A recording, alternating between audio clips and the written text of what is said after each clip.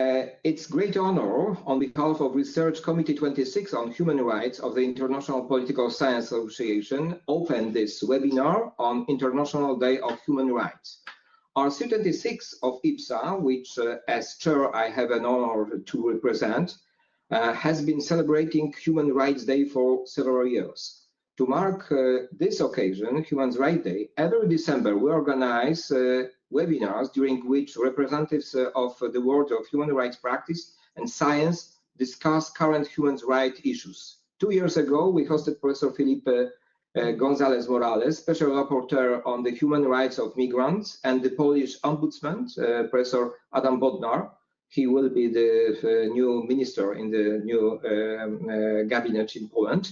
A year ago, during the discussion on human rights during the war in Ukraine, among other, the Ukrainian, we hosted the Ukrainian ombudsman and activists from this country. Today, this year, we celebrate the 75th anniversary of Universal Declaration of Human Rights. So I'm very happy because excellent speakers accepted our invitation. Among them is the special guest, a special keynote speaker, Dr. Fernand VARENNES, United Nations Special Rapporteur on Minority Issue. Welcome and thank you for joining the session.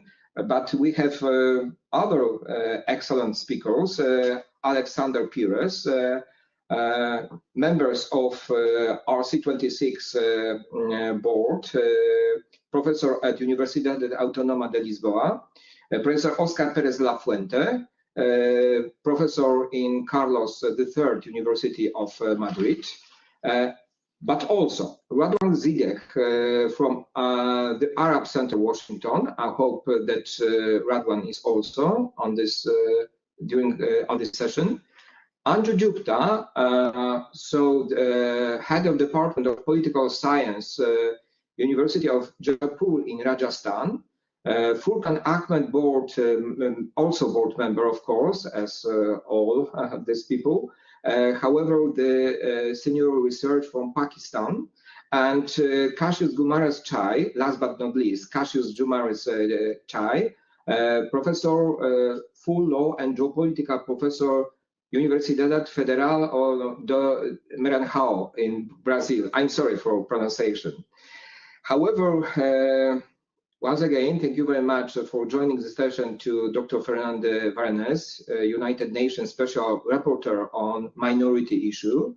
Let me introduce in few words our special guest. Dr. Fernand VARENNES is visiting professor at the Université Catholique de Lyon in France, Vytautas Magnus University, Kaunas in Lithuania, and the National University of Ireland.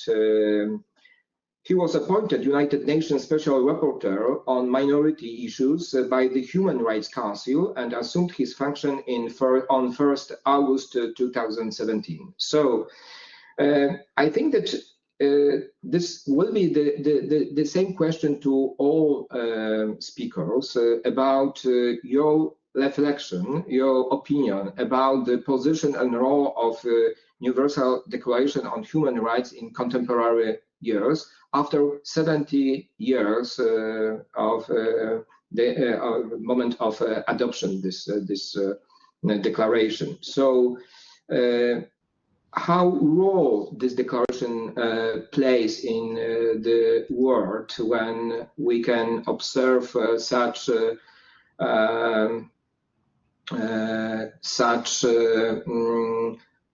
events like, for example, war in Ukraine or something what's happened in October in Israel, or now we can observe in Gaza Strip. So we can say still that this is an important document and still is valid in the contemporary world. Dr. Fernand VARENNES, the floor is yours. Thank you once again for joining this session. Because I know that in your place, this is 11 p.m. Yeah, thank you very much. And I can see that very hot because So a conditioner is working. Yeah. Correct. Thank you very, very much. Merci beaucoup. Obrigado. Dzień dobry. First of all, let me say it's an honor to be joining you online, live from Chiang Mai, Thailand. And yes, it is quite warm. I think it's still about 30 degrees right now. This is International Human Rights Day. And I think we need to be honest about what it means, it's symbolically, historically, but also the challenges that we face 75 years later. But first, let me thank and express my gratitude to the Research Committee 26 on Human Rights of the International Political Science Association, the Adam Mickiewicz University, and all the other organizers for the pleasure to be with you, even though it is a bit late. Another point, perhaps, that I should clarify, my mandate ended a few weeks ago. I am now officially the former Special Rapporteur on Minority Issues from the 1st of November. Let's look at things in context a little bit first. And I think it's timely to ask ourselves whether as your question implies, whether the promises of 70 years ago of dignity, freedom, and justice for all that we find as a fundamental principle, I guess, of the Universal Declaration of Human Rights, can we truly say that these have been met? Especially because, as you pointed out, we seem to be facing extremely serious, extremely grave situations. And even just yesterday, by the way, referring to the situation in Gaza, a high-ranking United Nations official is quoted as saying, in 2023, it is as if we have learned nothing in the past 75 years. But to be able to answer your question, I think we have to go back. We have to go back in history to that day, on the 10th of December, 1948, when the United Nations adopted what has often been described as the cornerstone, really the pillar of what would become the human rights architecture, which was built upon the ashes and the horrors of the Second World War. Now, on the one hand, the Universal Declaration very clearly and directly makes the connection between preventing, the atrocities committed during violent conflicts, and makes a connection with the moral principles of human rights as a foundation of freedom, justice, and peace in the world. Because, and I think I need to quote directly from the Declaration here, quote, contempt for human rights have resulted in barbarous acts which have outraged the conscience of mankind, end of quote. But let's be honest, where are we today?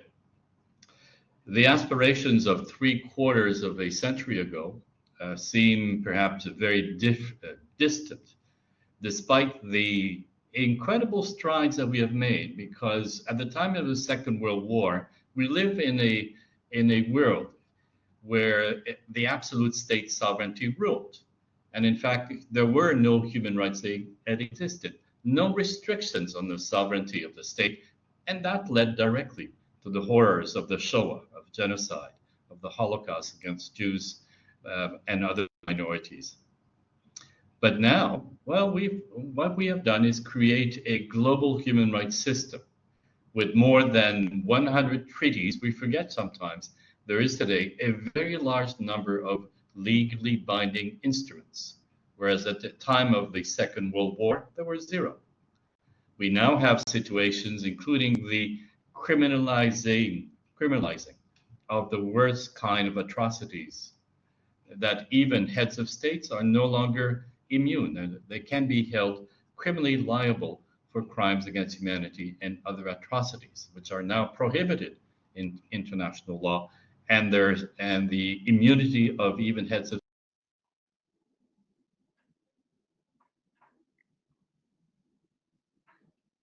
I'm sorry, we have a problem with microphone. Could you switch on your microphone? Can you hear me now? Yeah. Excellent. Thank you. Okay, very good. Okay. I was saying we also need to be honest, however, that we are entering a period where human rights are being increasingly challenged, disregarded, and even in some cases openly rejected. And I made this warning, in fact, in my last 2 annual reports to the United Nations General Assembly in New York in October and at the United Nations Human Rights Council in Geneva in March. Why did I make these warnings? Well, here are a few facts. There are this year in 2023 more violent conflicts than at any time since the end of the Second World War. Violent conflicts have about tripled in the last 30 years.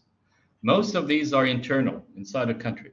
And most of these, not all of them, but most of these involve grievances, claims of exclusion, discrimination, or injustice involving, well, groups of people, usually minorities within the country.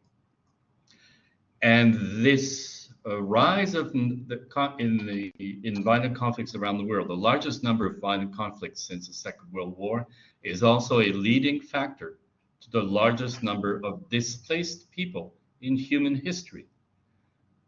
We have more than 114 million individuals worldwide, probably even double the number of displaced people during the Second World War. We have reached records never seen before in human history. The number of refugees globally has also doubled in just the last 7 years, doubled to some or around 34 million people today. Around 85% of all displacements is directly linked to violent conflicts. And again, it has to be emphasized, most of these occur or involve dividing lines of religion, ethnicity, or language, and grievances, claims of discrimination or exclusion, and essentially denial of human rights, what the Universal Declaration of Human Rights so solemnly proclaimed 75 years ago. Think of what are the consequences of the conflicts that we're seeing all around us in the world today. Nagorno-Karabakh, Ethiopia, Darfur, Palestine, South Sudan, Yemen, Syria, Ukraine, Gaza. And think of how the migration pressures are increasing, not only on the borders of European countries, but across borders all around the world, as because of these civilian and humanitarian tragedies that have reached a level never before seen in our history. This increases pressures on borders of countries, making more people afraid, in many cases, of a flood of refugees or migrants. And we can see the effects in the growing political nationalism, which often uses these refugees or migrants as scapegoats and to instrumentalize this fear of immigrants or refugees or minorities, and presenting them sometimes as threats to society or national culture. So despite the promises of never again, which permeates the call of the Universal Declaration of Human Rights for freedom, justice, and peace in the world, we are seeing the opposite. There has, for example, been the complete failure to eliminate statelessness, the denial of citizenship, people who have no citizenship of any country. There was a 10-year campaign, global campaign by the UNHCR that is ending this year to eliminate all statelessness. Well, what's the result? The number of persons without citizenship has not been eradicated. It has not even been reduced. It is increasing with the potential of millions more, especially members of the Muslim minorities in India, of millions more becoming stateless because of discrimination in the laws of India and its policies. And all of these phenomena, including, as I said, the rising number of violent conflicts, are going to add pressures and tensions inside states on the borders of countries around the world. Now, just to make it perfectly clear, why did I mention statelessness, the lack of citizenship? Well, because more than 3/4 of the world's stateless are minorities who are targeted by governments in violation of international human rights law. It is discrimination that excludes certain groups of people from citizenship. And the failure to the global campaign is connected to the refusal to acknowledge and address this directly as a matter of priority. And this, ladies and gentlemen, is an indication, an example, that human rights, despite, once again, 75 years ago, even the title of the declaration, the Universal Declaration of Human Rights are not always considered to be universal. They are not universal in countries where, in fact, some groups of people are considered less deserving of human rights. They're not really equal. And then there is the rise of hate speech and hate crimes around the world also. We are seeing record levels of anti-Semitism, Islamophobia, anti-Black and anti-Asian tolerance with social media platforms for the spreading of hate.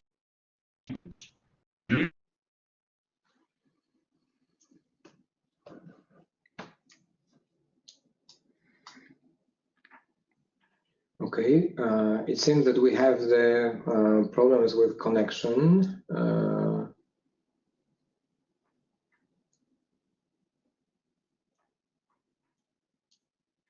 We are waiting for connection with Malaysia. Well,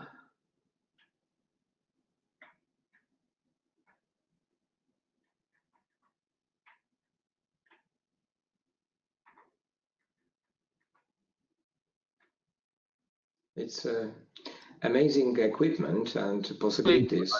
Yeah. Finally, inequalities are growing worldwide. They're not being reduced, and to this add the additional uncertainties and fear created by a changing climate and threats to our environment, all leading to an increasing sense of instability. So the world, in conclusion, is a darker, more dangerous and unstable place than it has ever been for almost a century. So then you see here a situation why there is also that in a number of states we're seeing growing nationalism, refusing or rather rejecting human rights when it comes to refugees, migrants, and certain minorities. We are going to see this also in the Netherlands with the election of a far-right political party in first place.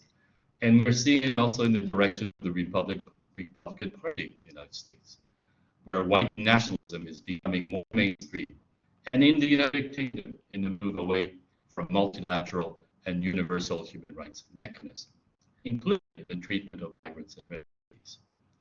All of this to say, and I do appreciate your generosity.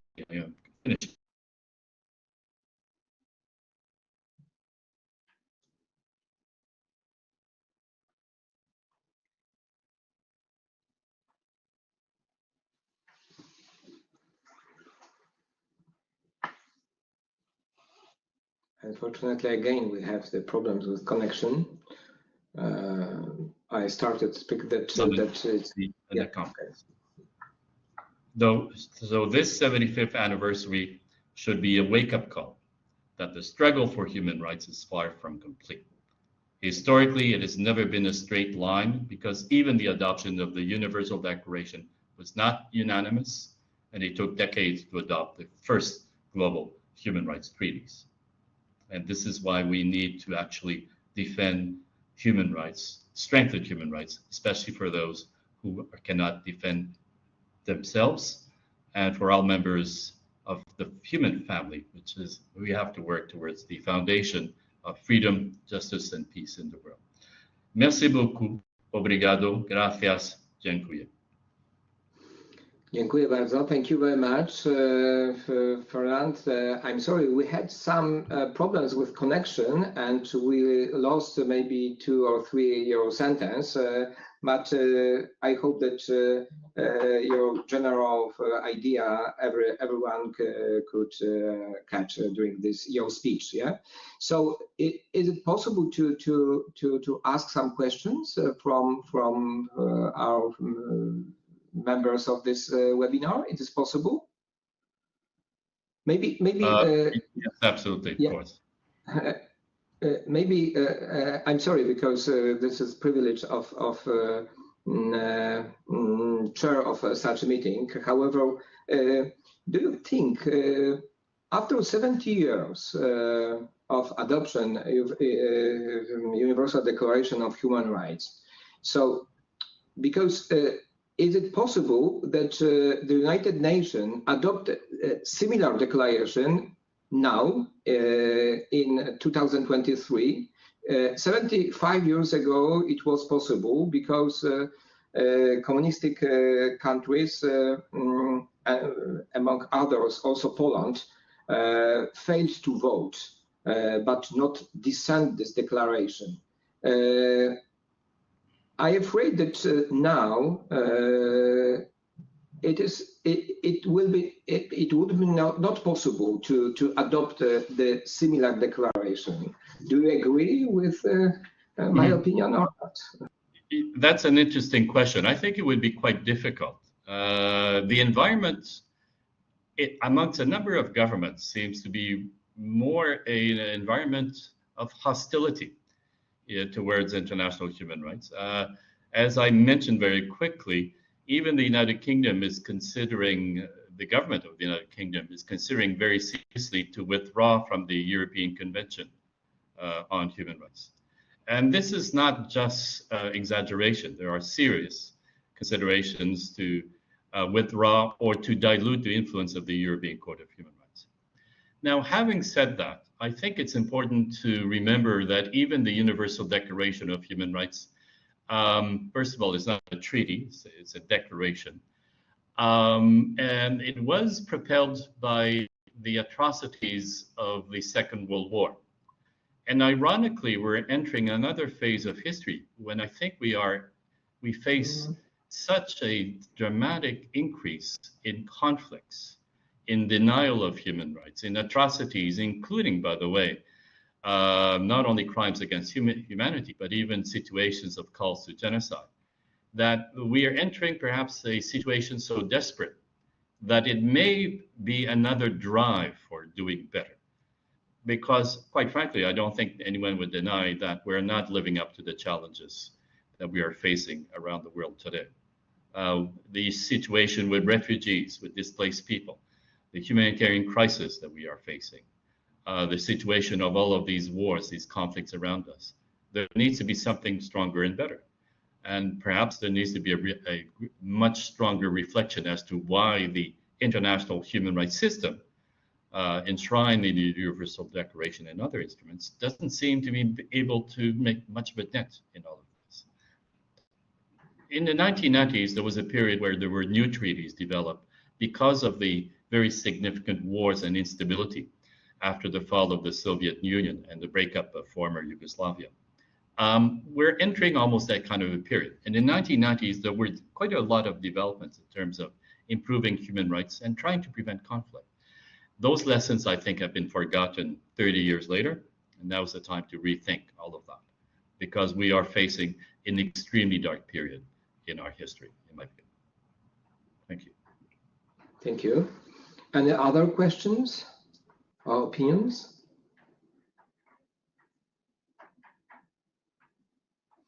Okay, once again, thank you very much for joining this session. It was a great privilege and honor for us hosted to you on this webinar. And I hope that we will meet again very soon on other webinars organized by RC26 on human rights IPSA. Thank you very much, and I hope have a nice night, because it's very late in your place. Thank you very much. Thank you.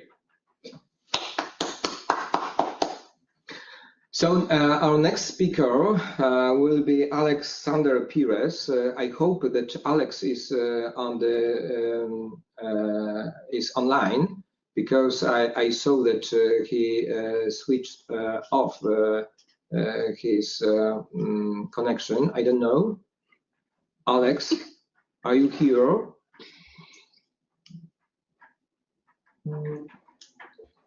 I know that Alex will have also other session in United States, and I'm afraid that so okay. So Oscar, maybe it's time for your speech.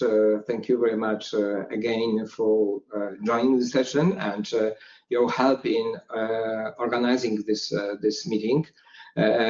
Oscar Pérez de la Fuente, vice chair now. However, he was a chair of last 2 years, and during your Oscar's terms, we started to celebrate the Human Rights Day. Once again, thank you, Oscar, that you help us, that we can together organize this webinar. Okay, Oscar, the floor is yours now. Okay, thank you very much. I think Alex Pires has a problem to connect because he cannot stay more than 2 minutes. I think it's a problem of his computer or his Wi-Fi. I don't know. We are going to search the problem. Okay, thank you very much. For me, it's a great honor to be here today. It's a great honor to talk after the Special Rapporteur for Minorities of the United Nations. It's a great honor to be here with ZIADEH, with Che, with FURQAN, with ANJU, Xavier Pires, with RADWAN. All we are colleagues, and we have a good relationship in our RC26 board. This is an event of RC26 community. We want to foster the relationship with the RC26 community, and we want to engage a tradition to celebrate the Human Rights Day, and maybe it's the idea of the current chair to celebrate another days, another possible days. Okay, well, the question that the chair of the session, the moderator of the session, and the chair of the RC26 has addressed is too broad for me, and I think I have an open possibility to address this question, to approach this question with different content and with different ideas. And I would like to talk about education and human rights. First, we are going to talk about the concept of human rights, that we have human rights without distinction for being human. However, now is under discussion because people are defending rights for animals, people are defending rights for rivers, people are defending rights for the nature. And today we are celebrating human rights. And one characteristic of the human rights is that is irrespective of different characteristics. All human beings have human rights. This is an interesting idea.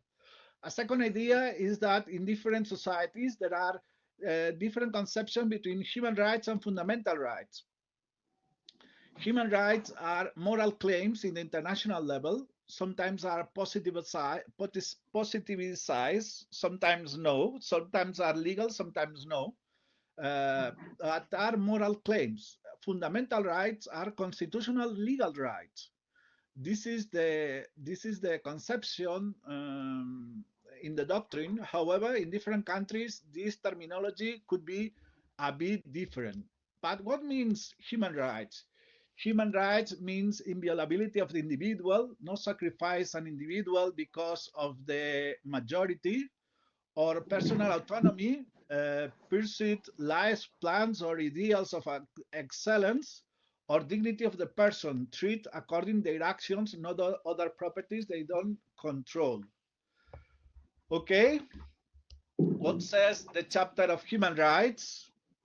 Article 26, everyone has right to education. There is free education for the primary school. The full development of personality is one of the objectives of education. And the parents should have prior right to choose the kind of education that shall be given to the children. This is very important because there are a lot of questions, a lot of debates, and my presentation today, I am going to address 3 characteristics of human rights: universality, interdependence, and indivisibility. And I am going to explain different cases, controversial cases of universality, indivisibility, and interdependence of human rights. And finally, I am going to talk about political correctness. Okay, universality of human rights means that human rights are for all people without exception. Okay, what happened with the social rights of irregular immigrants? What happened with the educative rights of the children of the irregular immigrants? In a case in United States, it was decided in the sense that it's not possible to create a subcaste or all of illiterates. We cannot be in a society in which there are some parts that are educated people, some parts that are uneducated people. We need to give social rights to everyone. We need to give educative rights to everyone. Another case is about is the case of the European Court of Human Rights about a religion course in a country in which there is an official religion. Should the parents have right to receive an ethic course alternative to religion, or a religion should be compulsory? This is very controversial. It's very controversial in Spain. And in the case Folguero, the European Court of Human Rights has decided that the compulsory course of religion is against the European Convention of Human Rights.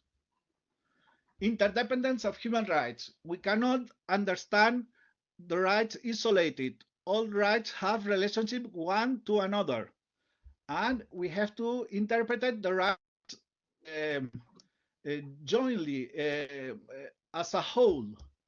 For example, in the case Wisconsin versus Yoder, there is an exception for the Amish teenagers not to receive education from the 14 to 16 years. Okay, should permit the Amish community to educate their children from 14 to 16 years, or could be an exception for these people? This is very controversial. I think the American answer is one, but the European answer should be different. What happens with the case of Quebec and the imposition of external protections in order that the children of the immigrants should be educated in French in order to protect the French community? This is a controversy between group rights and individual rights. And this is a controversy, this is a polemics, strong controversy in the pluralism, in the cultural pluralism. Indivisibility of human rights. We cannot consider that human rights are divisible. We cannot consider that some human rights are more important than other. And the case is the case in one country, in Czech Republic, in which the Roma people are included in special schools as social disabled, in which there are the physical and psychological disabled.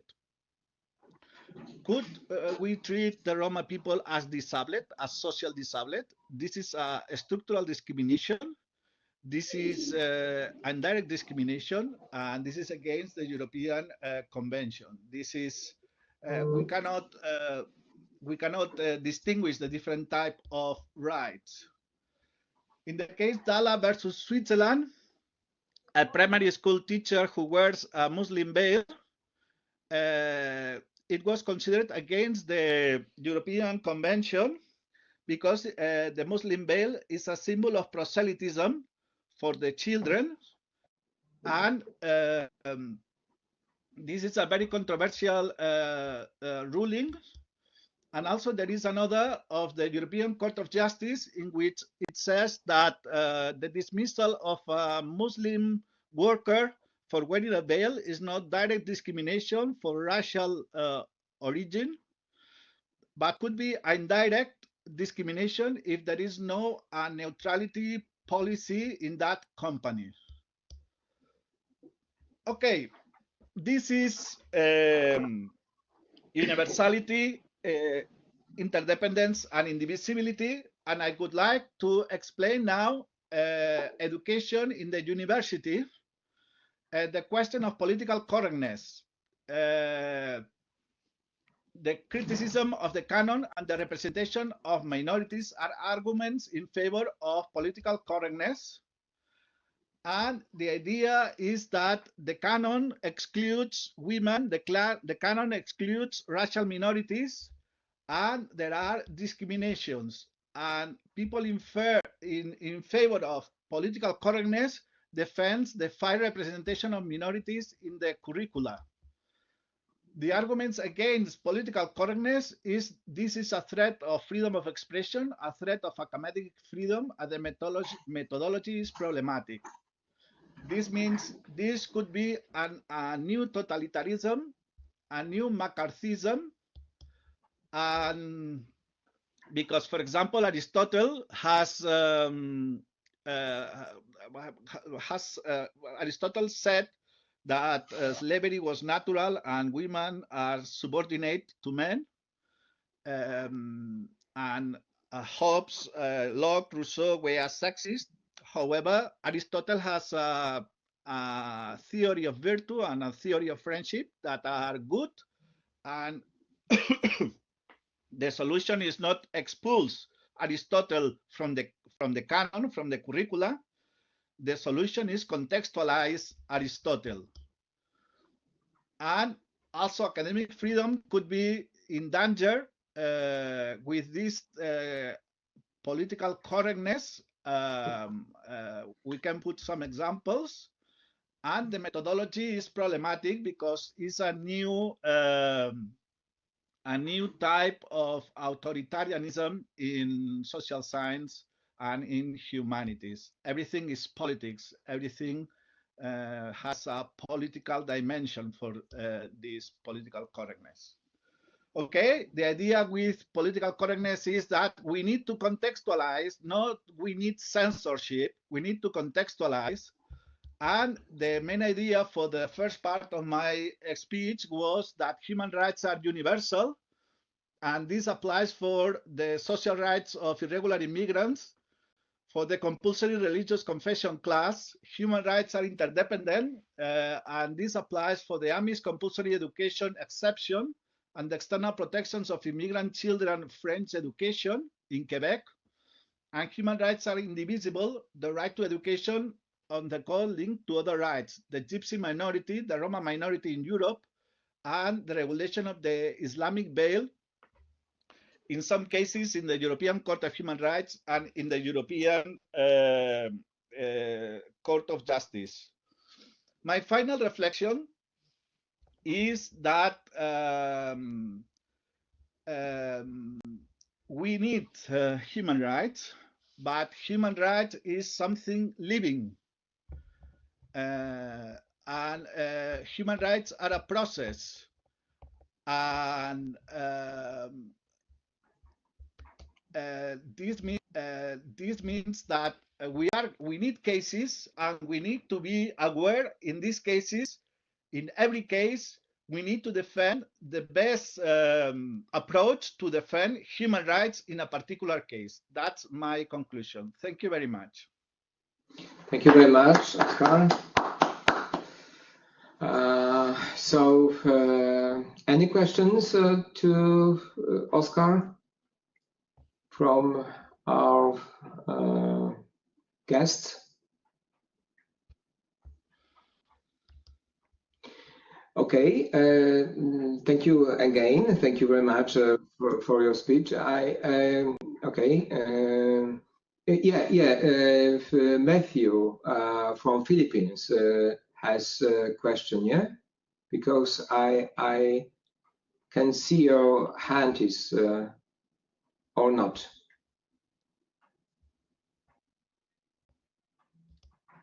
No. Is my there? Is my voice yeah. Is my voice audible now? Yeah, excellent. Blessed morning, afternoon, and evening to everyone. It is quite late here in the Philippines. It's actually almost 1 in the morning, but I'm very thank you very much. but I'm very grateful to be invited to be part of the RC26 community and be able to celebrate the International Human Rights Day with all of us here, surely in our own fields and research, working hard to improve our understanding of human rights. I do have a question for Professor Oscar regarding his discussion regarding particularly his point on the interdependence of human rights, and I think it's something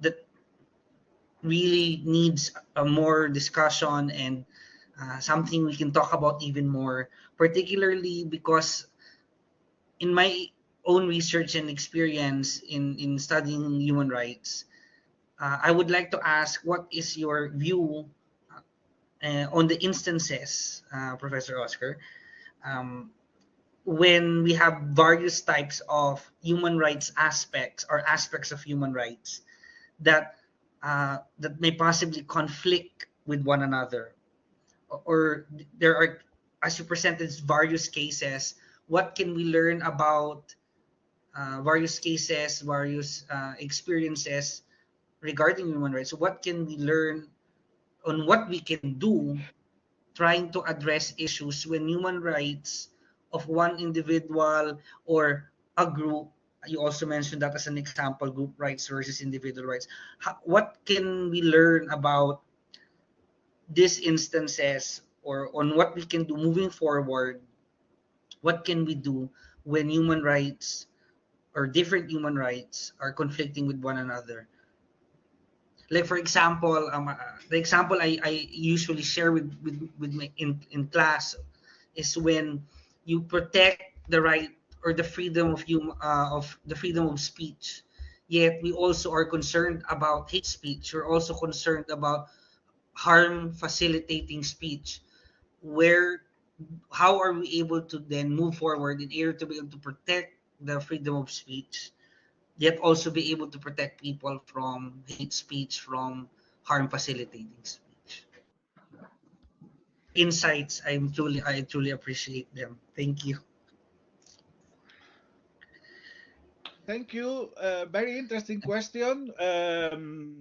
Okay. I have several points.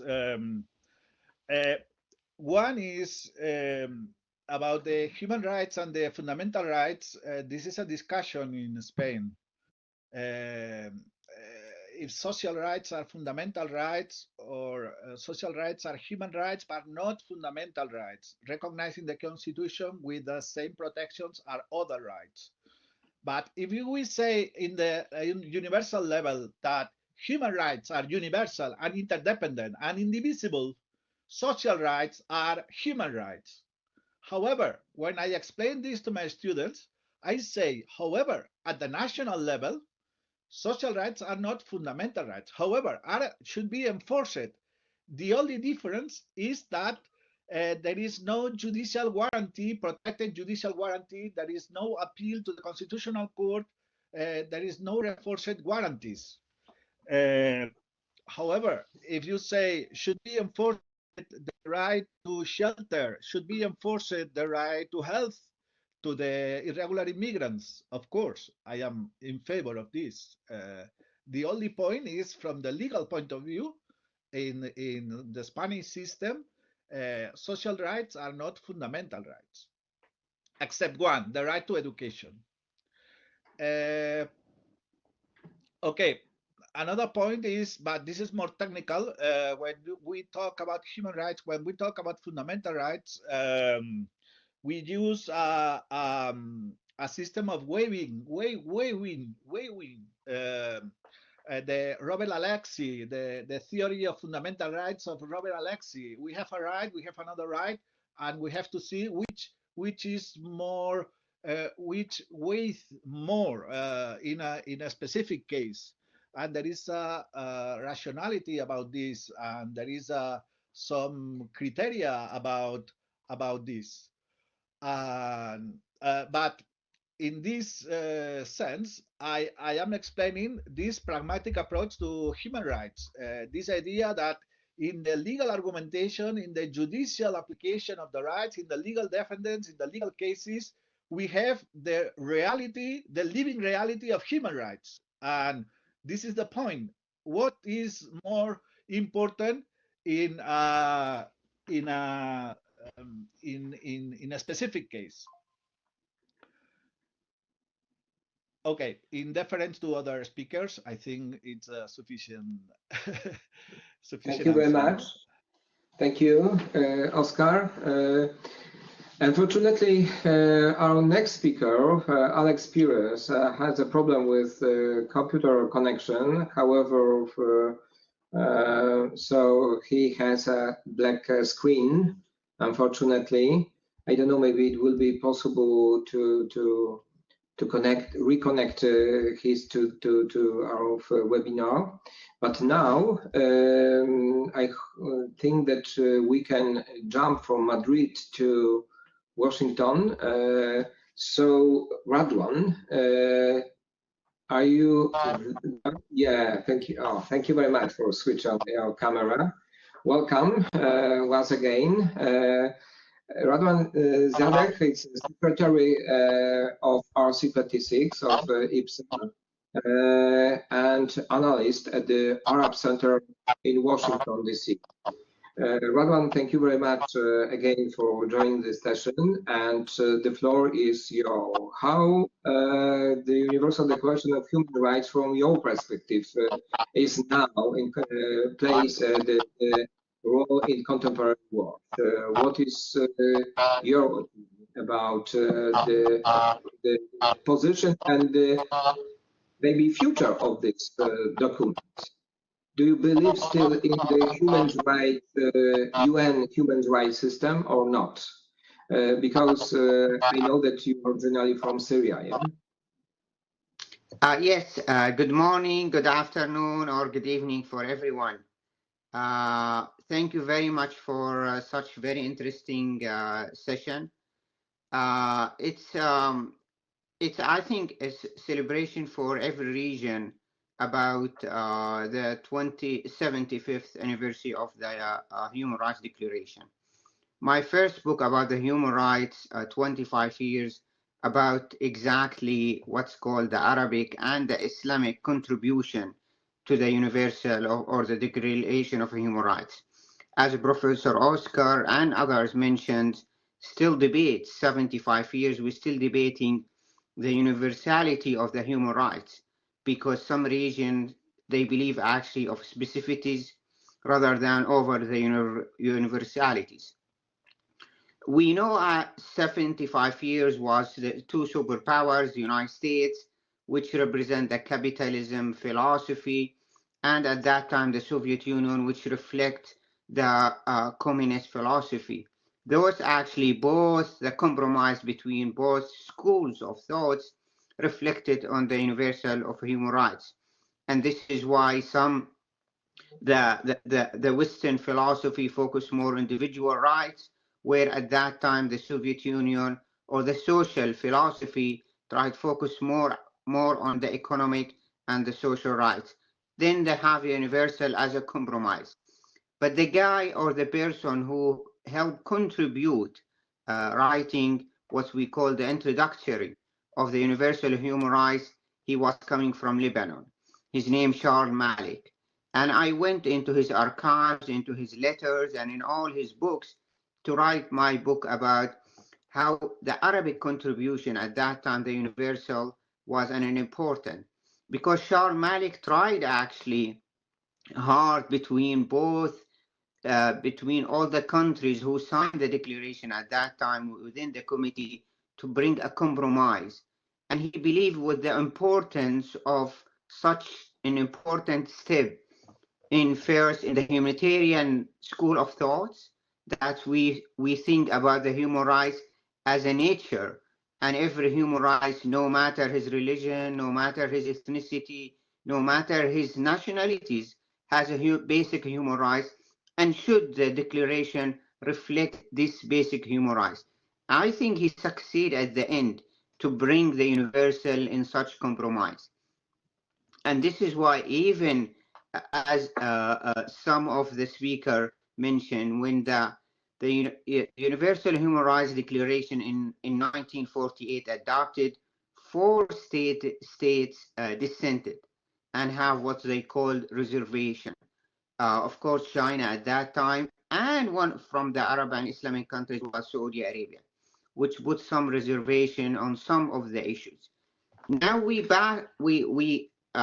moved, of course, after the Universal Human Rights into what we call right now the 4th generation of human rights, where the first generation was on 1966, which focused more on political and economic and social rights. Then we have specific rights for groups like children, women, disabled people, and this is considered the 3rd generation. And then, of course, now we have the most important, that we have special court for human rights, which can enforce the concept of human rights. The most active and the most respected one, of course, the European Court of Human Rights. Now, focus on the region. In the region, in the Middle East and in the Arab countries, unfortunately, it is, as we know, the history is not always a linear process. It's set back and forth. And this is exactly what we have been.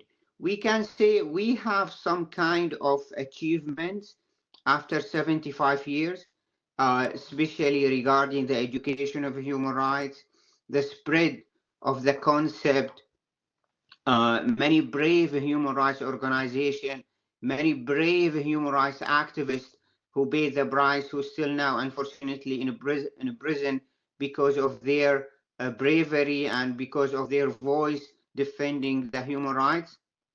But at the same time, we have such type of authoritarian governments still persist of any change or moving into democratic transition.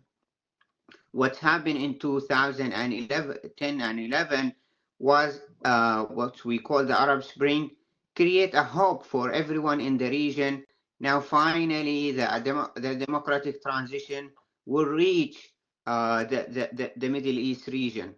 We know in the 80s, especially the 90s, after the collapse of the Soviet Union, all Eastern Europe joined the democratic process, then Latin America and other African countries. The Middle East was almost resistant for any change regarding having responsive government, having individual rights, or having a free and fair election.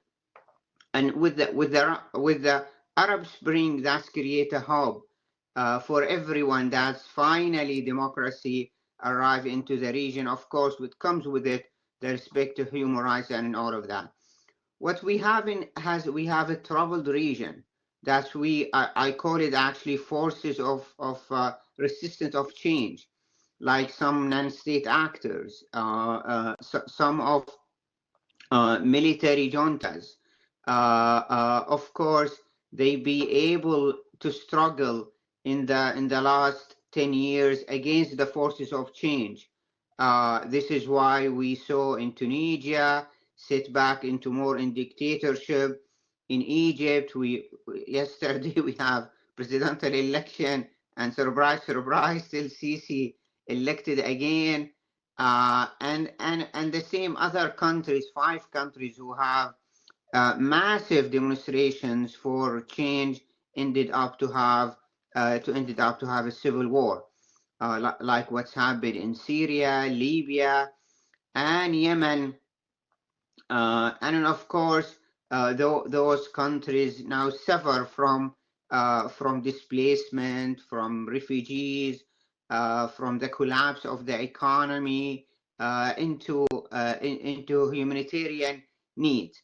And then above all of that, what's going on now on the war in Gaza, because that of course reflect the inspiration in the region. The region most affected so much with the images coming from Gaza.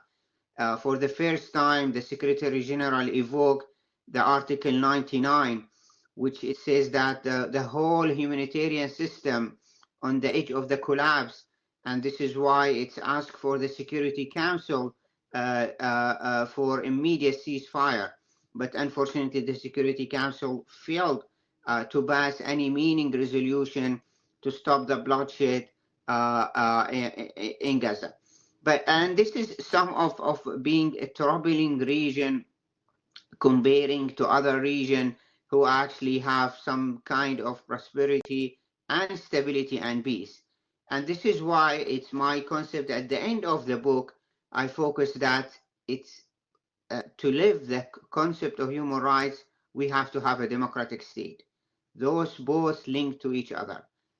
I know that many scholars argue that human rights it's come with the nature of the humans, but to be able to protect those basic human rights, especially life, liberty, and dignity, they need a democratic state to be able to enforce and to be able to respect the individual rights.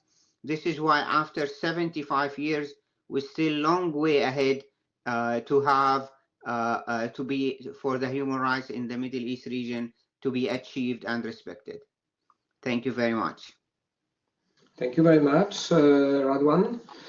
Any question to our speaker? So maybe this is again a privilege of moderator of such session that my microphone is switched on. So maybe I would like ask you about your opinion on because we know, or maybe rather we believe, as Oscar underscored in his speech, that the concept of human rights is universal. Yeah? But after the Arab Spring, some people argued that maybe we should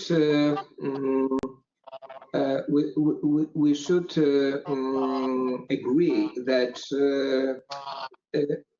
in some regions, the concept of human rights is different than in other regions. Do you agree with such opinions or not? Okay. Yes and no, Okay. because I'm actually a big defender of the universality for human rights.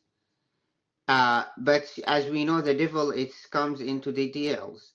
The concept of human rights developed. This is why in Europe they understand the human rights concept different than other regions, which like the Arab region, which still the religion of Islam has a huge influence over the culture there, and this is why some of the concept or some of now the basic concept of human rights in Europe, as example, most of the people in the Middle East or the Arab countries, they disagree. That does not mean actually the vast majority of the people in the Arab countries, they share with the others about the individual and human rights. As I mentioned at the beginning, that the person who wrote the introductory of the Universal Human Rights was an Arab, and has a huge Arabic and Islamic influence over his education. And this is why it's a debate ongoing to know exactly if we be able to reach a definite concept of human rights that everyone can agree on, I don't think so, and I think the process by itself, we should protect the Universal Declaration of Human Rights, but at the same time respect the differences between different cultures, and every culture has different factors, has influenced this culture into the prospect of human rights. Okay, thank you very much, Radwan. Again. Thank you. Okay, thank you very much. So from Washington, D.C., we fly to Rajasthan because I hope that there is ANJU GUPTA, also member of board RC26 board, IPSA. ANJU, do you hear me? Do you see me? Not yet, not now. Your microphone is off. She's on, but yes. her mic. Okay. Yes. Okay. Yes. Welcome. I can hear you. A very good evening to all of you. ANJU GUPTA is head of Department of Political Science, University Jaipur in Rajasthan. Yeah. It's a pleasure hosting you in this session of Human Rights Day. And I'm wondering about your opinion, about your experiences about the Universal Declaration on Human Rights from your country or your region perspective.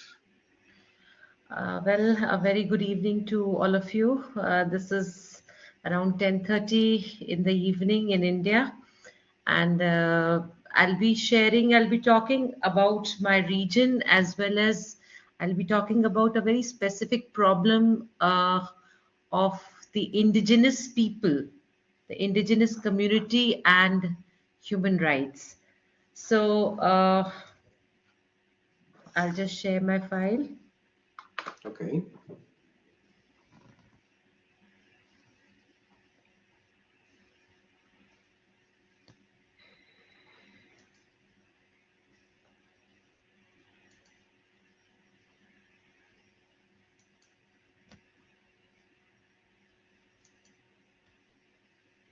Unfortunately, we can't see.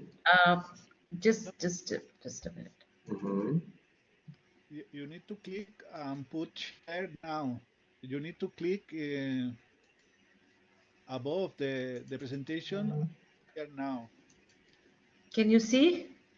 No, you have to upload the file in the Blackboard. Oh, you can share your screen if you like. You can share your screen. You need to go down on the right. There is a chat. There is a figure with the people, and there is an arrow that is share screen in the Blackboard. In the Blackboard, share content. Spanish, compartir contenido. You have the chat. You have the people. Yes, when there is all the people, and you have an arrow, you need to click in the arrow and then share your screen. Yes, I was doing that only.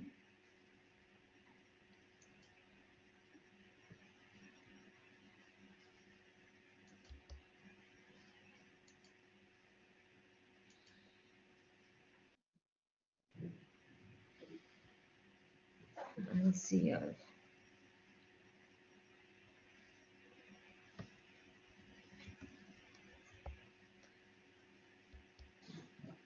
Just give me 2 minutes.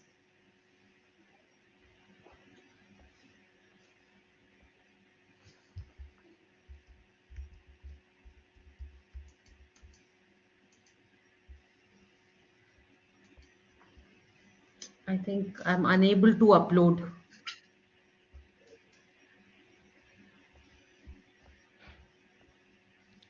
There is an arrow. Maybe you cannot upload. You cannot share your screen. Then share. No, I have uploaded. I have uploaded. you have uploaded the file, then click on upload the file, and then click on your file.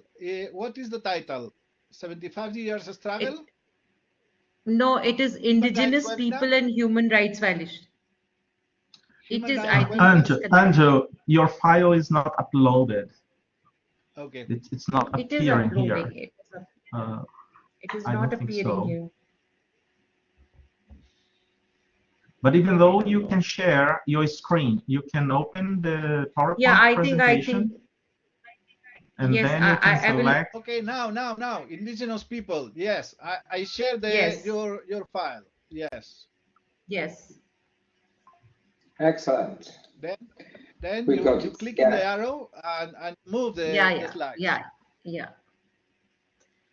So today I'll be talking about the indigenous people and human rights violation.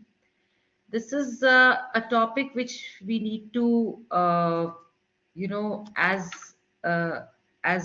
a part of this community, I think it is very important to talk about the people, those who are, they are very much, what we can say, they belong to the land. They are very unique people, socially, culturally, and it is very important to know that the population of the indigenous people is more than 476 million, and these people represent around 5,000 different countries. And the most important and interesting thing is that 70% of the indigenous people live in Asia.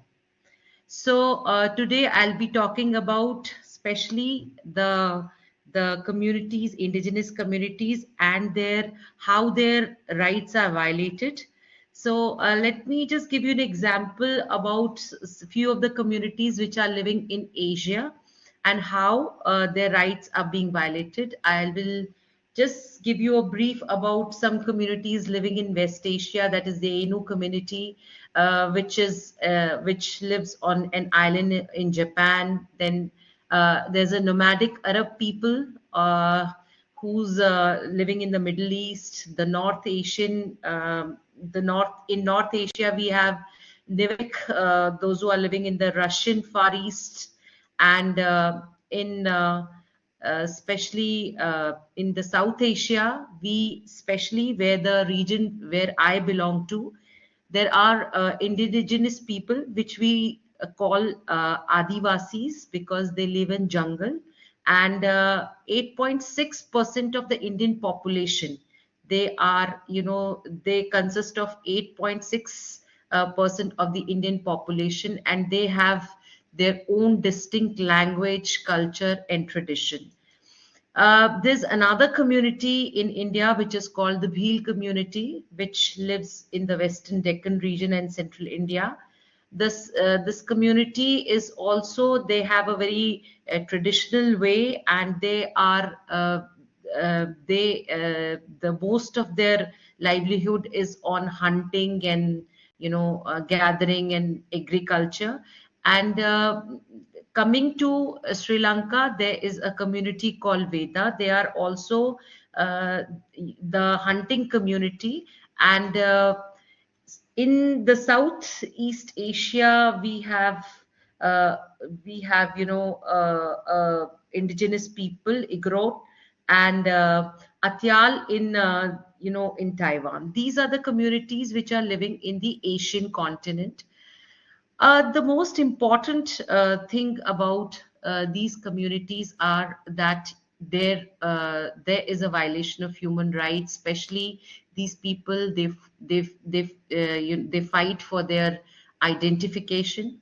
Especially if you see, these communities, they look very different. They are not like the other civilians. They have a very distinct culture. Their language is different.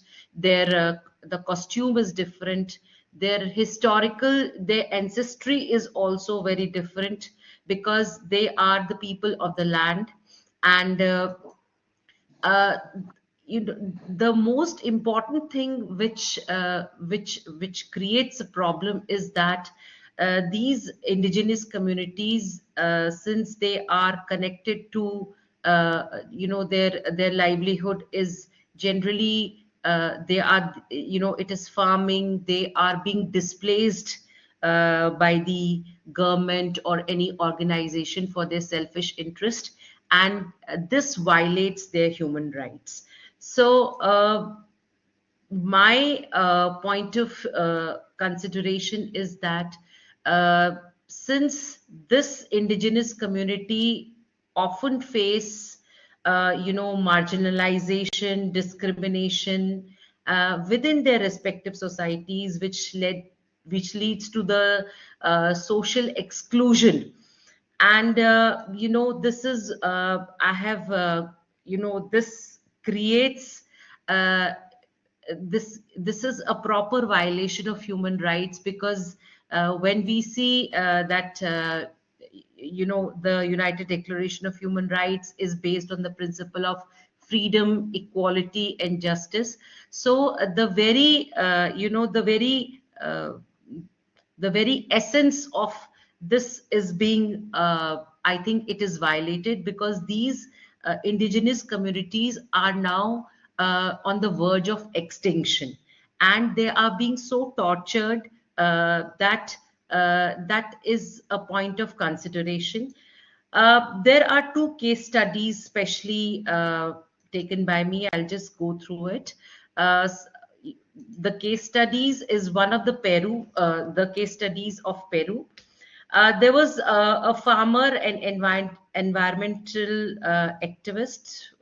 She was fighting for her land, and this fight was against a mining company.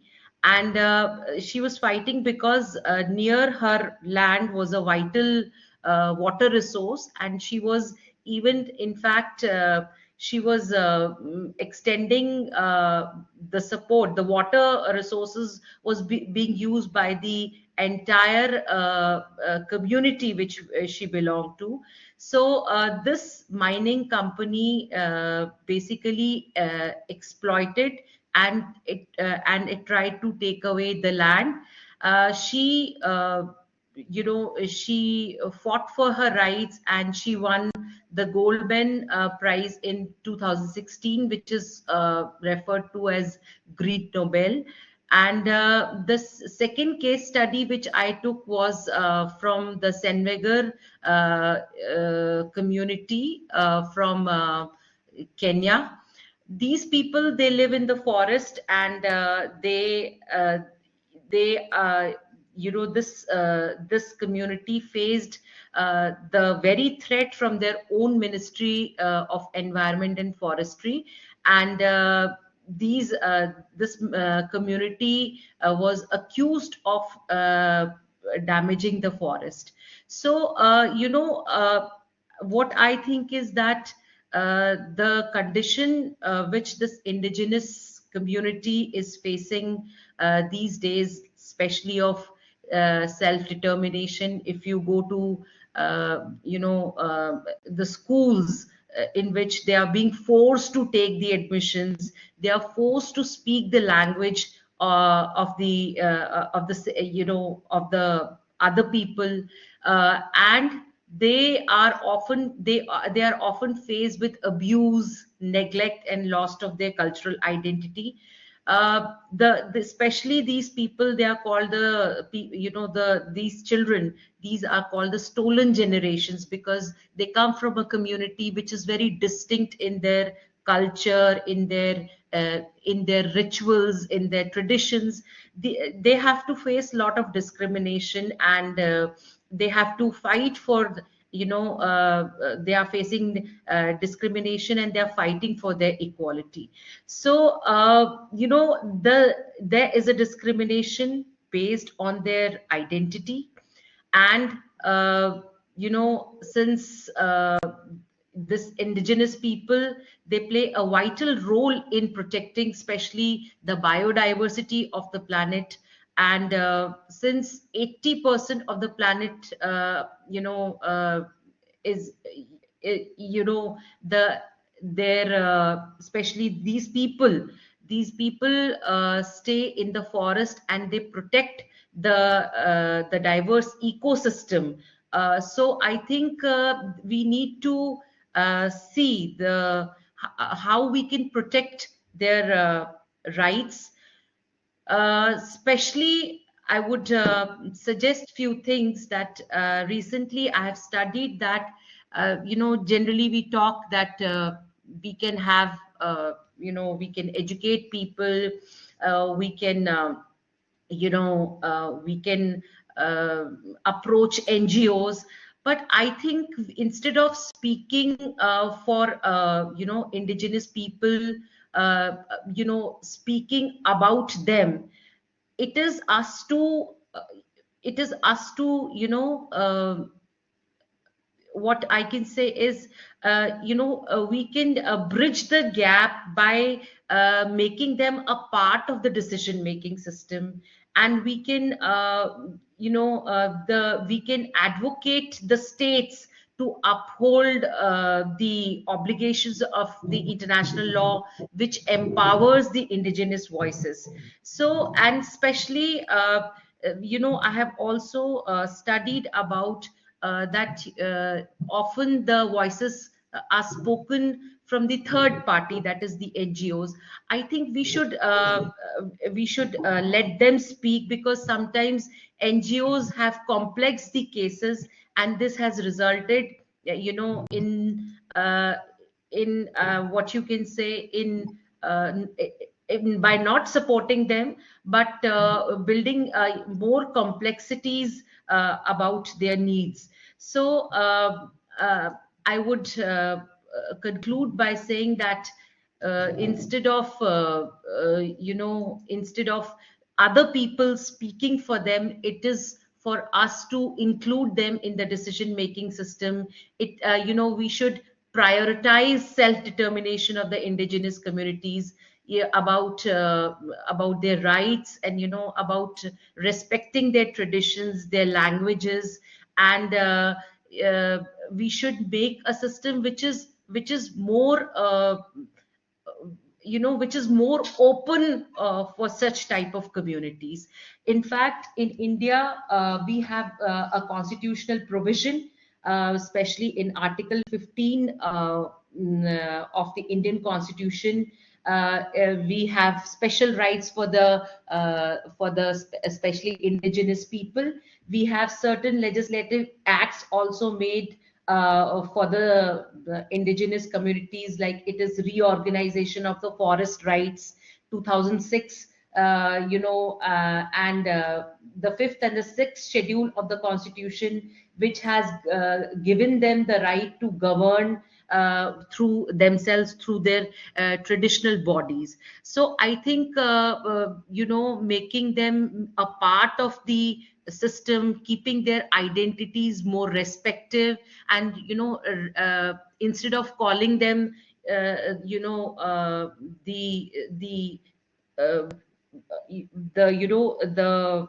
indigenous people, we should not we should call them the same as what we are. So I think that way we can, as a part of human rights committees, I would suggest that we should think about the rights of the indigenous people. Thank you so much. Thank you very much, Anju.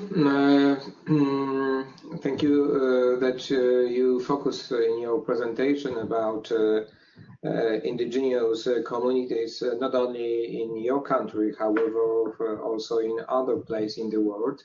Thank you very much. So maybe someone would like to ask Anju about something.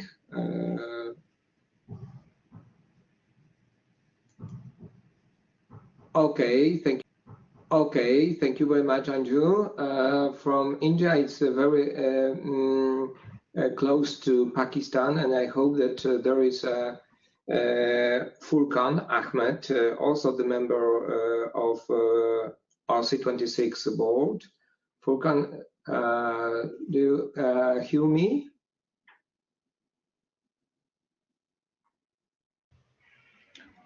Yes, JJ, I can hear you. Thank you so much. Am I audible? Yeah, everything is okay. However, now I would like also thanks to FURQAN for preparing the posters and very active social media for action about this session. Thank you very much. I think that it was visible in the world, and RC26 was and is visible in the world. Thank you very much. So FURQAN, now the floor is yours, and it's your point of view on some aspect of the Universal Declaration on Human Rights. Thank you so much, JJ. Thanks, Oscar and other colleagues, and welcome to this wonderful webinar. And I will be speaking of, as I have, I basically share some of the, commonalities with one of our keynote speaker, Mr. FERNAND, because I will be speaking on the human rights of minorities, which is upholding equality and justices. So I will start, although it's not a very good way to start off with challenges, but today it requires that we should, revisit the challenges that we face, that our minority community face, especially in our part of the world in South Asia. So there are certain challenges that these minority community face, ranging from discrimination, violence, limited political participation, access to education and healthcare. So minorities in South Asia often face discrimination in various aspects of life, including education, employment, housing and access to justice. This discrimination can be based on religion, ethnicity, language, caste, or other factors. As far as violence is concerned, minority often face and they are vulnerable to violence, including mob lynchings, hate crimes, and state-sponsored issues. This violence often, goes unpunished because it has the backing of the governments, creating a climate of fear and insecurity. Despite all the social participation, minorities such as, when I say minorities, I would be speaking of Christian minorities in South Asia, they had a fair share of in health sciences. They are actively involved in social sector as well. When I speak of Pakistan, they're also very actively involved in medical sciences and cleaning stuff as well. So despite all these factors, they are unable to make it to the mainstream politics. I mean, there are lesser number of people representing in politics, be it India, although it proclaims itself one of the biggest democracy in the world.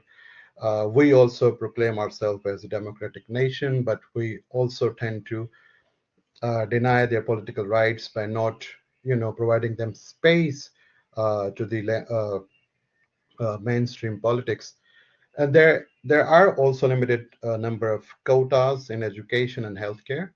Minorities often have limited access to quality education and healthcare services, despite being the servant of healthcare.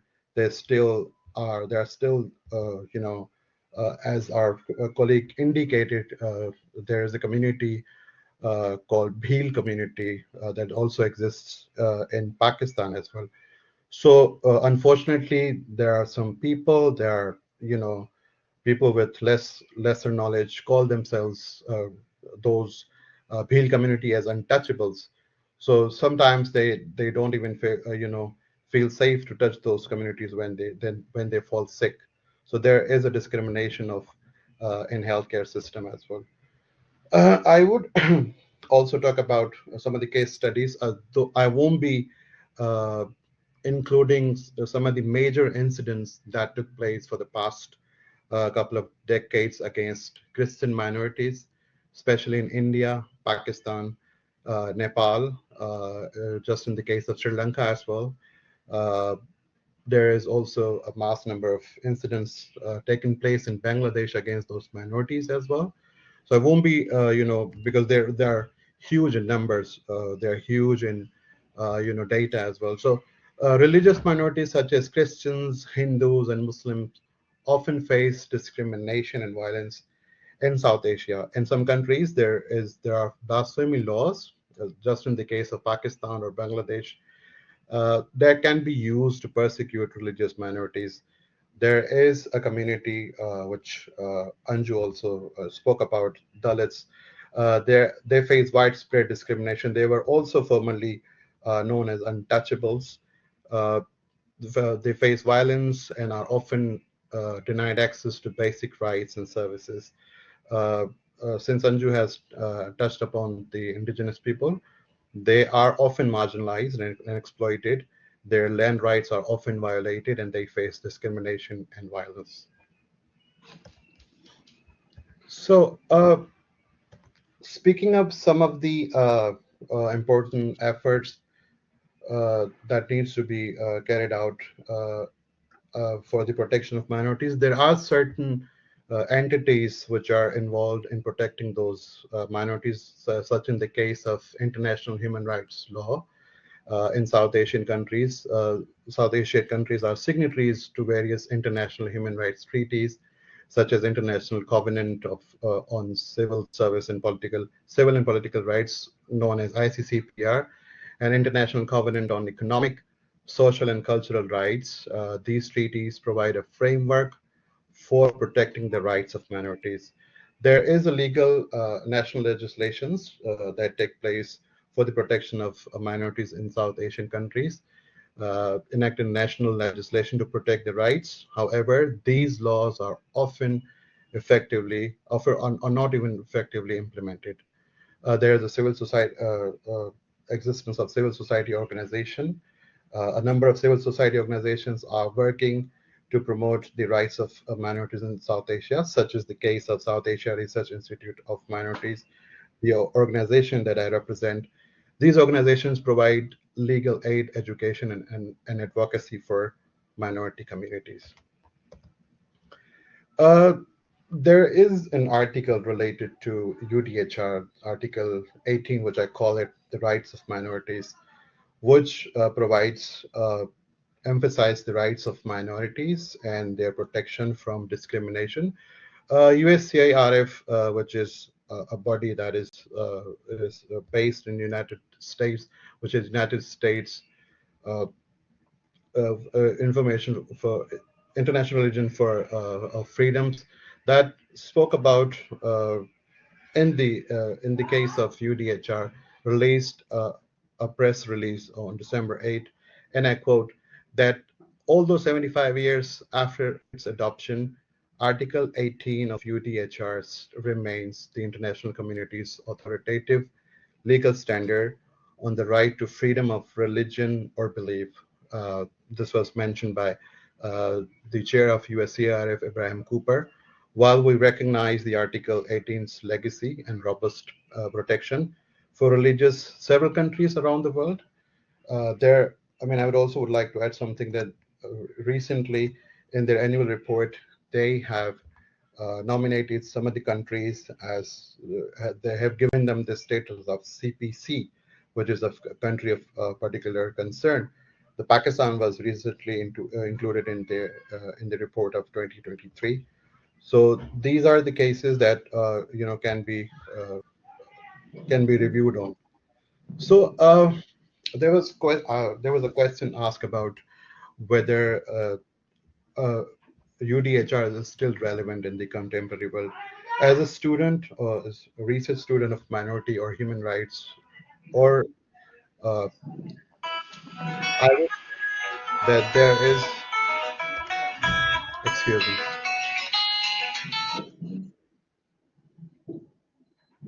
Yeah, I would consider that UDHR is still relevant today as it provides a universal framework for the protection of human rights and equality. In the contemporary, am I audible to you? I just got a call. Thank you very much. Yeah.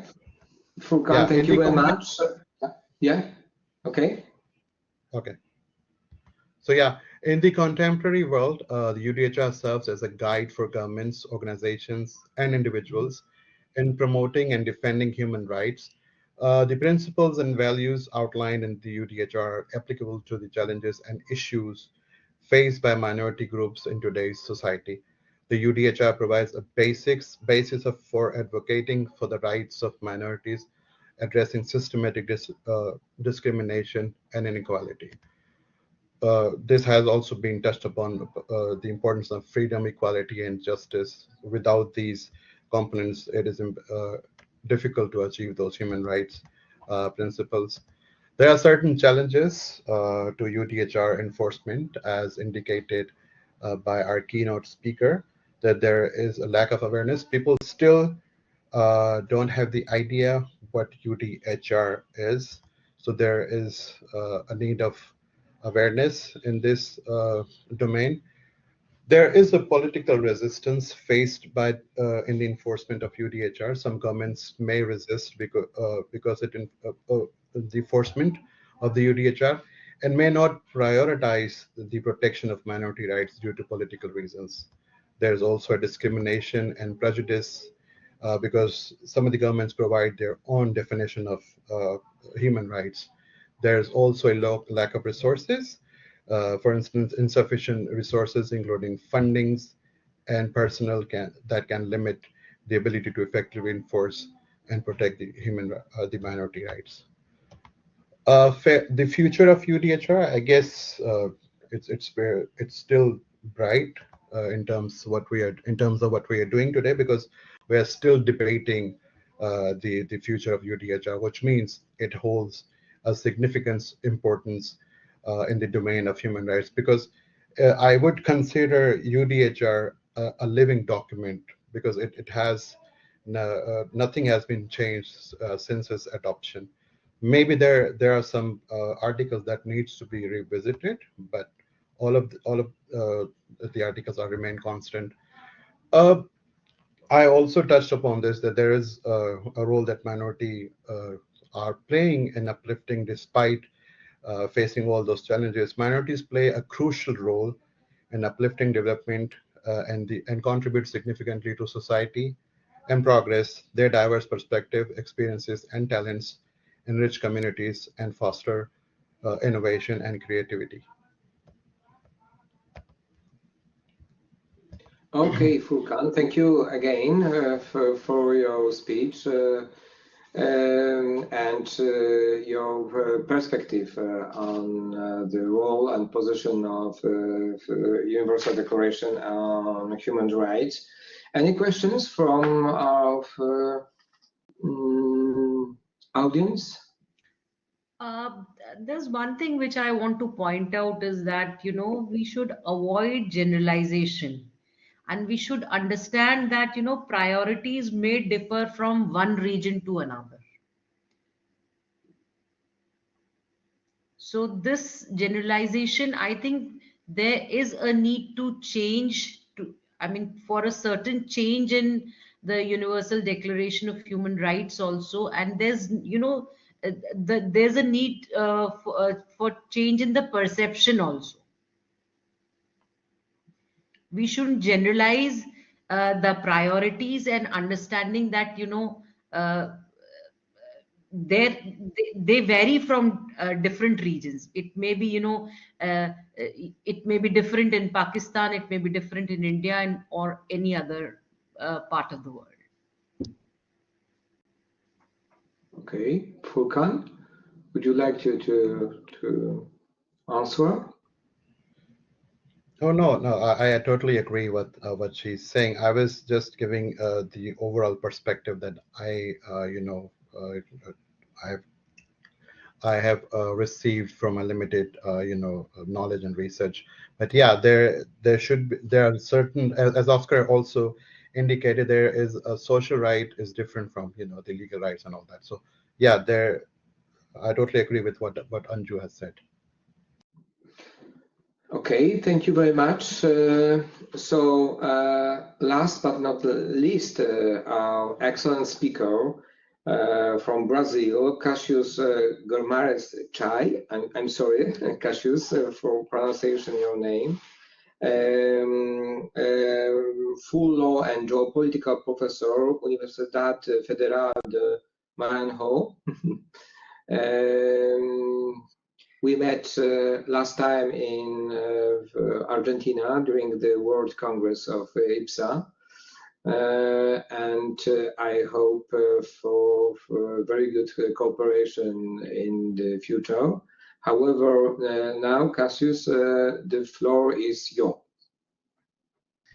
Good afternoon, dear colleagues. Good evening and good morning as well.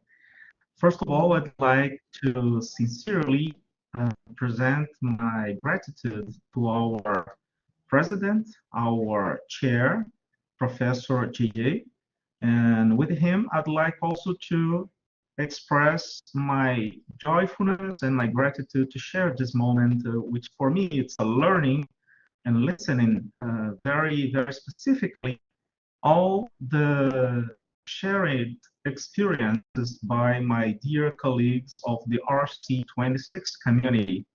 Also, I'd like to greet my students from Brazil and abroad, and JJ's students as well, who are here joining us for this session.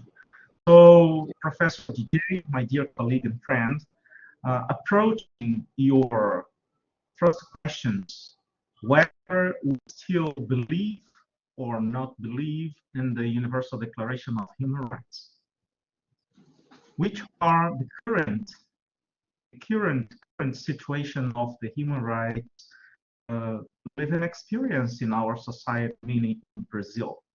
So I would say with you that, yeah, I do believe in the role that the Universal Declaration of Human Rights has yet to fulfill for all of us. So after 75 years of existence, we are, just as being shared by FURQAN and by Professor Oscar, and I quote their words. Professor Oscar said to us, fundamental rights, human rights is a living, a learning process. And FURQAN, as well as ANJU, they shared with us the need that visibility, recognition, the different people, they shall be understood, they shall be respected evenly under constitutional provisions in their societies. Meaning, all of us, we are at the same position in our own societies. We are citizens. So as being citizens, what is the meaning of democracy for me, for you, for each one of us? So JJ, after 5 years, we're still struggling, and we have to address persistent human rights challenges. So in Brazil, we have, as I believe in China or in the United States of America or in Poland, even in Switzerland, we have to face these challenges. Despite different places, we share common concerns, and we also testify all over the world the same features of violence. The violence by the politeness, discrimination, human rights trafficking, torture, censorship, unfair trials, forced displacement, as our dearest Professor FERNAND shared with us for this unforgettable opening remarks, a keynote speaker, the forced displacement that we've been faced all over the world, violence against women, child labor, detention abuses. So our challenge, they have names. These are just 10 different names for the human rights abuse. if I look to my South America region, I could say that we comprised by 658 million people. More than 10% of these people here in South America, they are living in extreme poverty. High murder rates impact rights in our region, Mexico, Central America, and in Brazil. Unfortunately, I can share with you that only in 2016, more than 60,000 civilians were violently murdered in Brazil. So every year, we are living through a war, civil war, civil conflict. And this is not spread in the news. So what's the meaning of democracy after 75 years of living under Universal Declaration's principles? I have to agree, and I could not disagree, from professors FERNAND words. Universal Declaration, beyond being a declaration itself, it's a calling. It's a calling for human rights defense. It's a testimonial. It's a witnessing of struggling for human rights dignity. But I would say that we should not only discuss the political correctness of the content of the Human Rights Declaration. If I turn my eyes to society, I could share with you 10 names of different features of human rights that are being every day, each day, violated in our society. Violence against indigenous groups, such as being shared recently by our dear friend and colleague, ANJU. Racial inequalities, prison violence, police brutality, political instability, discrimination against women, LGBTQ+, legislation still lags, poverty inequality, deforestation threats, impunity for past abuses, restrictions on civil society.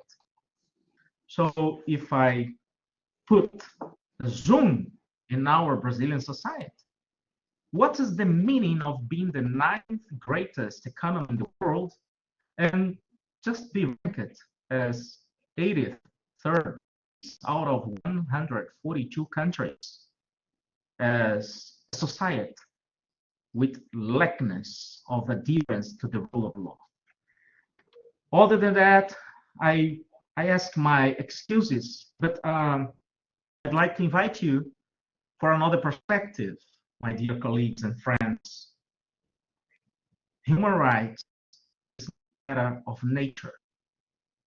It's above all a choice. We choose, we select. We have to, as legal scholars, to understand the meaning and functionality of the law as a social system. The law as a social system under and above which we build our society, and the formula of the rule of law, we have to agree that the content of the rule of law is, first of all, a political choice. So we decide societally what we shall understand as fundamental rights. So from the Brazilian perspective, I could share with you that different for other perspectives, for us, under constitutional provisions, under the Article 6 of our Constitution, social rights are fundamental rights, because our Constitution, as our political social contract, determines that the state and the society should enforce, should be provided for all of us evenly health system access, educational quality, social safeness. So if I see particularly constraints on government's powers in Brazil, 9th economy in the world, yet the disparity that we are ranked in the position 78 regarding the observation and the constraints for government powers. And if I go deep further in our analysis, when we talk about fundamental rights, 9th is society economy in the world, yet we are ranked in the position 9th, first on respect of fundamental rights. So if I push forward, I see the criminal justice. Brazil is in the position 154.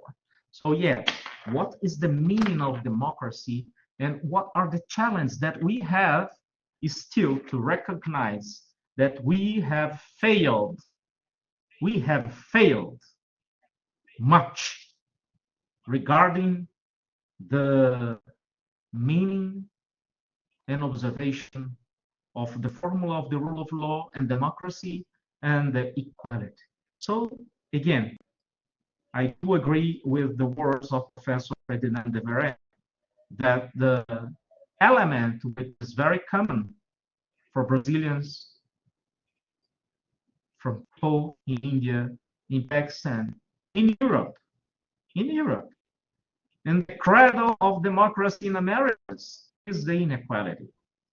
So now, if I see the numbers of the possibility that women being protected in the world, in South America region, there are only 2 countries that we can say that women has access to justice. And this is a very, very, very recent report. And unfortunately, this is not the case that Brazil can say that women in our society is equally protected as us, men. Now, to approach my conclusions, I think, JJ, that the most difficult for all of us, and I have learned this from our dear friend, George Caturgalos, very recently in China, that we have to face, and we have to, in the end of the day, to recognize that all of us, we've been through an unprecedented crisis of trust in our governments, in our society. So for the international level, meaning the value of the international rule of law, if we can say something like that, I believe, unfortunately, that beyond inequality, we have to push forward for coherence, and we have to fight for a mutual legal commitment from the ethical perspective, because we have seen, and our dear colleague from Washington just shared with us his core thought about the meaning of democracy, even from America to the Arabic Springs in the Median Orient. So we have to understand that the international system for the last time has not shown coherence when deciding, when taking universal interpretations for different people in the world. So I would say that the inequality has its names. Terrorism, maybe.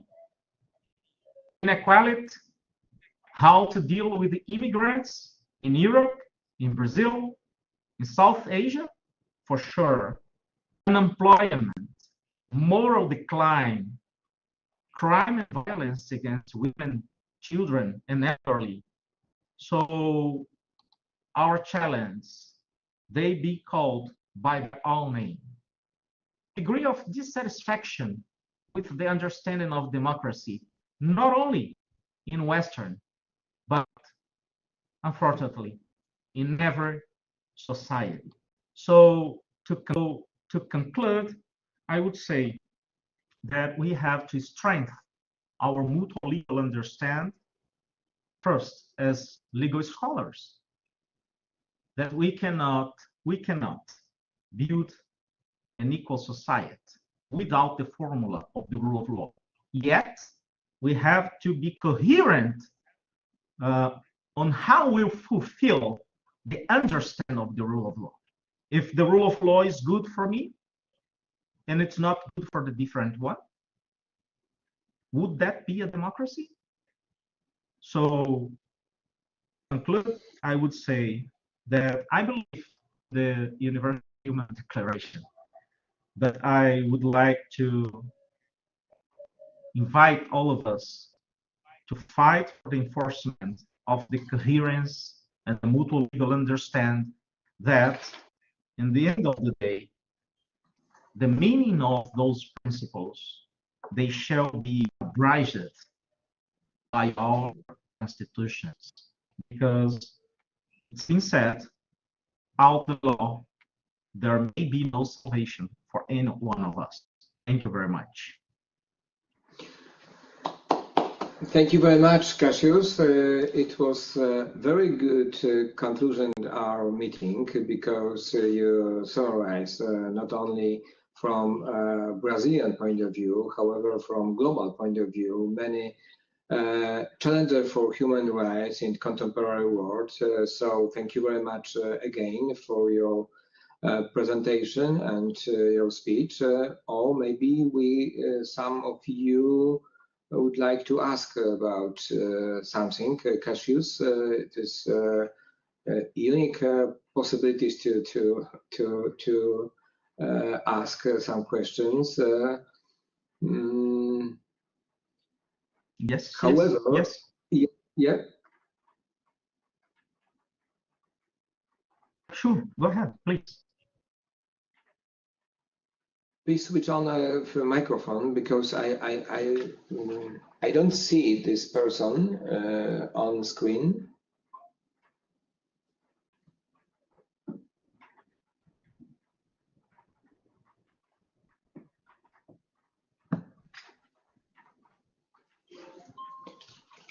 Okay.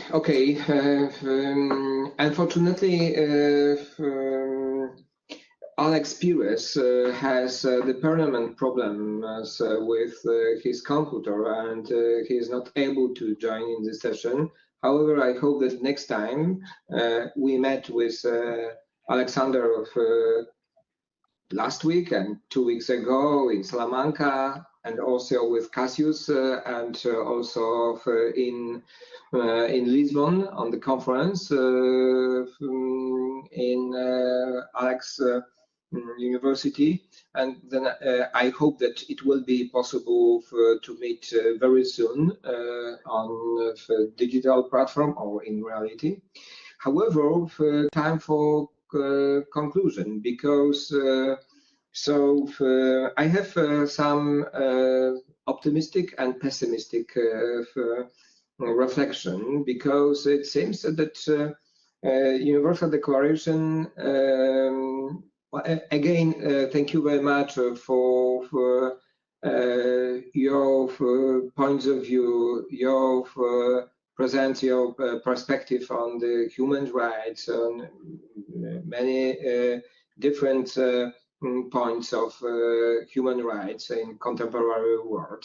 We visited many places in the globe, from Brazil via Washington DC, Madrid, Rajasthan, Pakistan, and also we started from Malaysia. However, we also had a guest from Philippines, and I think that this is a very good point to start thinking about the possibilities of cooperation in this RC26 family, because project of international human rights maybe is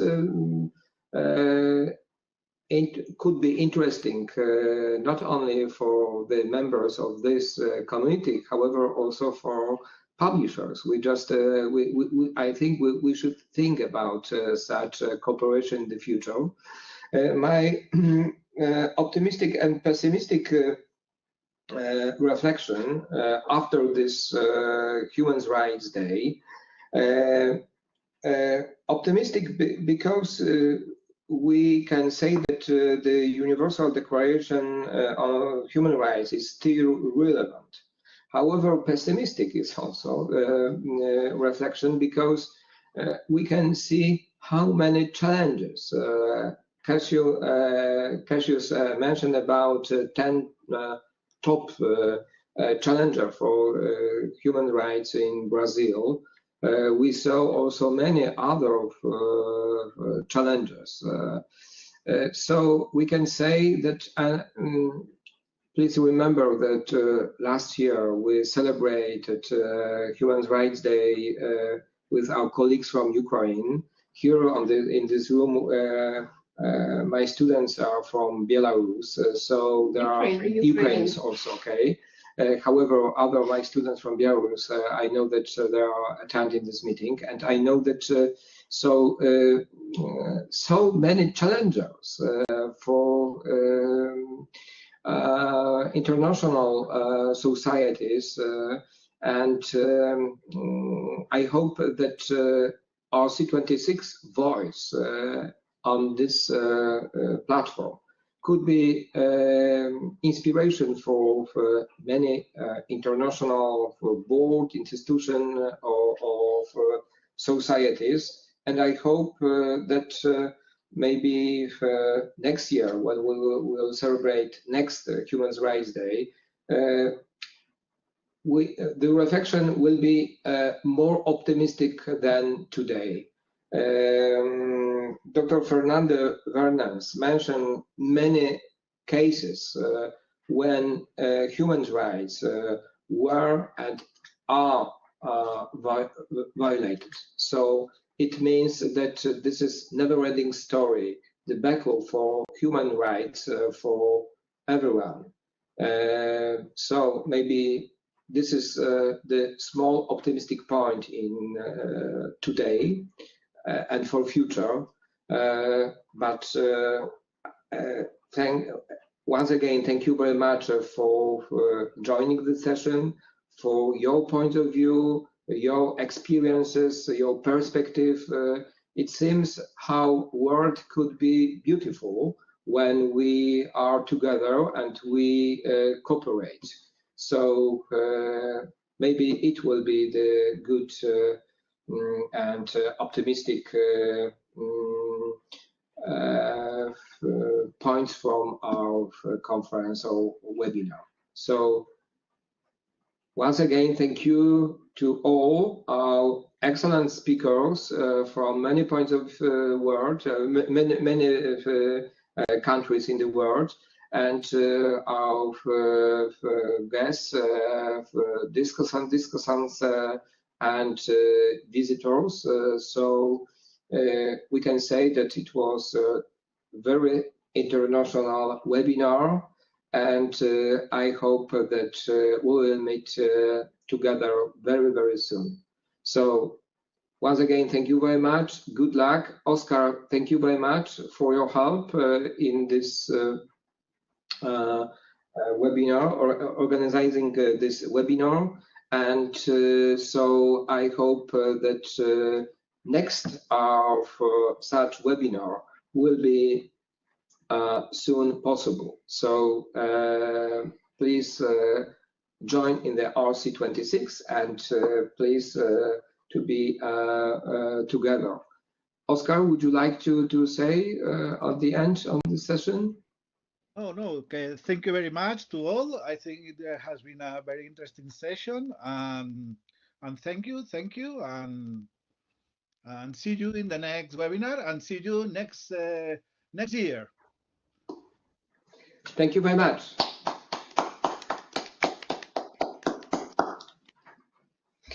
Have a nice day and week. So once again, happy Christmas, because very soon we will, I hope, join in Christmas Eve.